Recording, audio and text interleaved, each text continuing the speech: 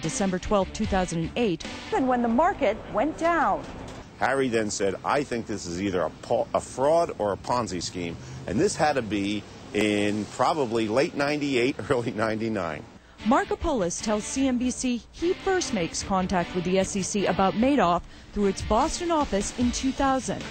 In an email dated December 12, 2008, obtained by CNBC and verified by Markopoulos, he notes he contacts the SEC again in October of 2002 and again in November of 2005, writing, I personally notified the Deputy Co-Chief of Enforcement from Washington about the fraud, and they did nothing. Casey, who left Rampart in 2001, says in 2005, Markopoulos shows him the file and letter he gave to the SEC that year.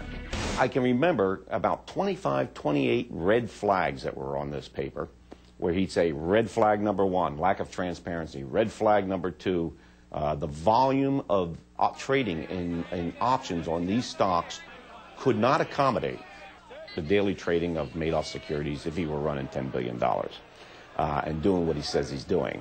The open interest, or the number of contracts outstanding, couldn't accommodate the total position size of Madoff across all securities if he's trading the S&P 500 stocks.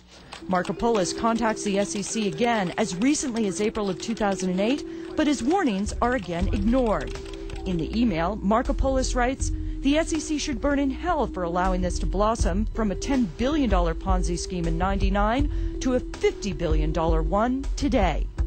In the wake of Madoff's admission of fraud, SEC Chairman Christopher Cox acknowledges warnings about Madoff weren't pursued. I'll also say that I was very concerned to learn this week that credible allegations about Mr. Madoff had been made over nearly a decade and yet never referred to the Commission for action.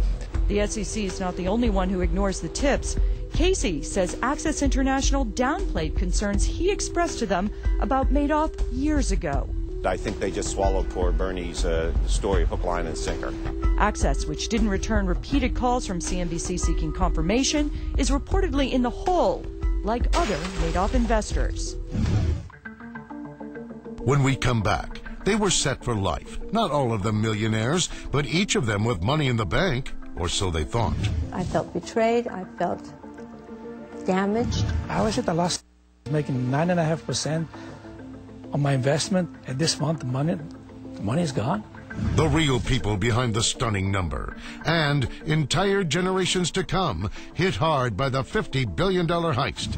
Plus, Catch Me If You Can, an actual criminal mastermind, shows us how a Ponzi scheme works and how even the most sophisticated